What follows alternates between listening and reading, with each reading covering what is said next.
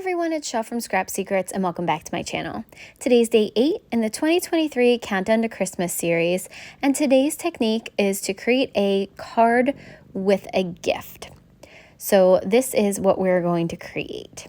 We're going to start off with a piece of cardstock that measures 3 by 12, going to score at 3, 4 1/4, 7 1/4, 8 1/2, and 11 1/2 inches. This is going to be what makes the base for the box to go into. I'm then going to fold over all of the score lines and burnish them with my bone folder to prevent cracking when the box is put together, and it also makes things easier to fold when I go to assemble it. So I cut out 3 green mats and then 3 pieces of pattern paper. They're going to attach to 3 of the red squares that we created with the score marks. The red squares measure 3 by 3, and then the mats are 1/8 of an inch smaller than that, and then the pattern paper is 1/8 of an inch smaller than the green mat. So the first square, the one that is opposite of the end of the 1/2 inch that we scored, is going to be the cover, because that's how you fold it up. You're going to actually attach that 1/2 inch to the inside, and that will create the space for the box to go into. So I'm decorating the cover, then the back, and then we're going to go ahead and decorate the inside. So that'll be, when you open it up, that'll be the next one that we're going to do is what you're going to see when you open it up. I just keep folding the box just to make sure I have everything going in the right direction.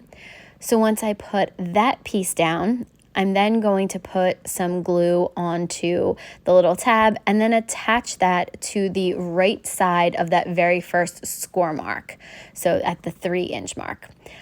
You can fold the card over, which makes it easier to attach it. If you're using wet glue, it gives it just a second to dry. You can use wet or liquid or tape runner with this.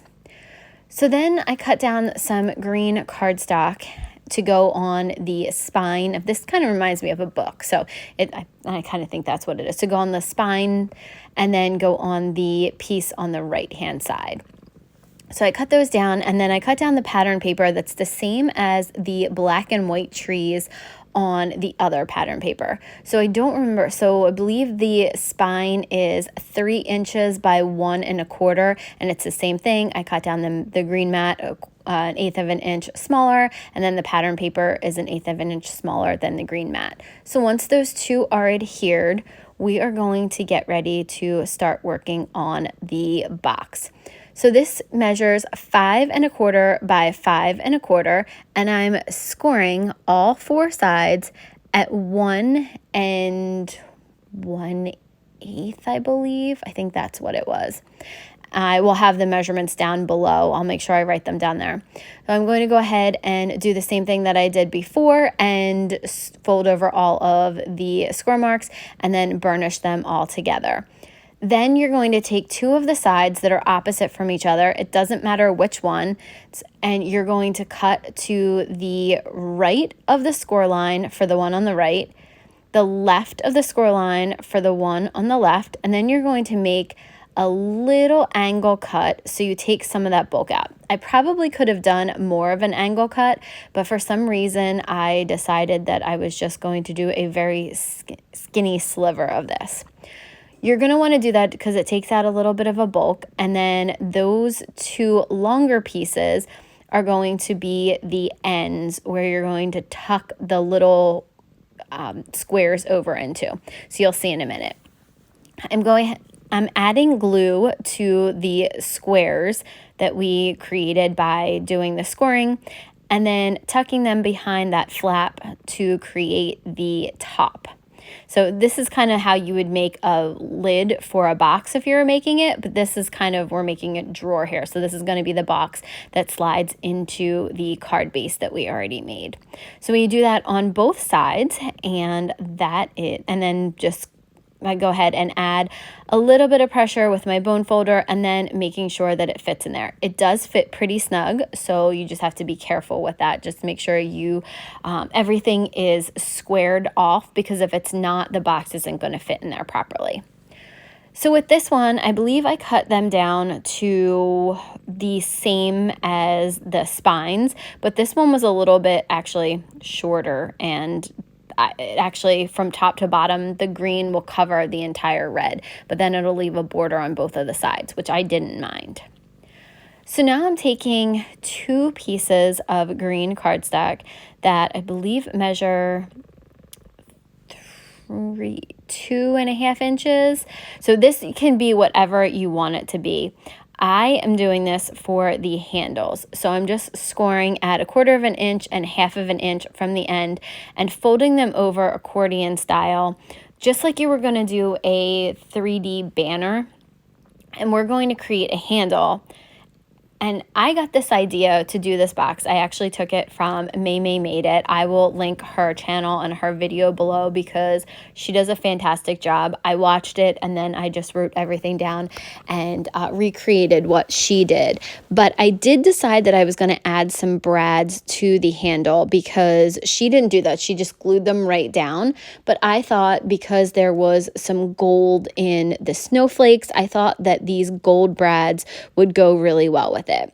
So I'm using my Tim Holtz pokey tool to just go ahead and poke holes in there for the brads and then attaching them to the paper, doing the same thing to the pattern paper and the green mat, and then attaching them. I didn't do a great job of attaching it very straight, but this is the first time that I did it, so I'm going to give myself a little bit of grace that the next time I do it, I'll be better.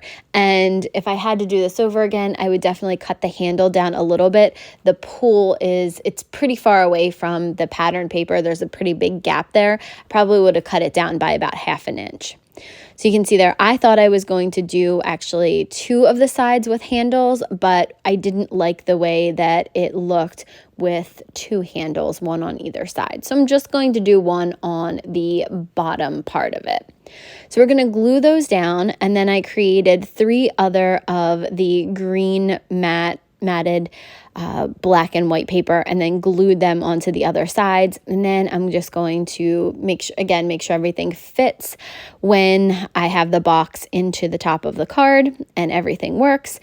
Now I'm just going to go ahead and glue that very last piece on. I glued the other 2 sides on because I thought I was going to do a handle.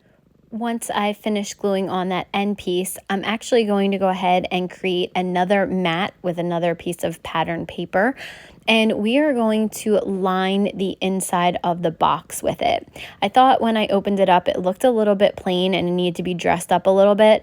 I could have gone in and done the sides as well, but I decided that this was good enough, especially for the first one that I made. But I wanted to put something on the bottom there. Now this is really cute. You could put some candies in there. You could put some jewelry. I don't think a gift card would fit in there. I think it's a little bit too small. We could possibly do a larger one and see if a gift card could fit. But this one I don't think will fit a gift card unless it's a paper one that you could fold up. But you can put money in there. There's a ton of different things that you could put in this card / present. So I am taking the Stacking Pines die set from Honeybee Stamps, and I wanted it to make it look like the trees that are on the pattern paper.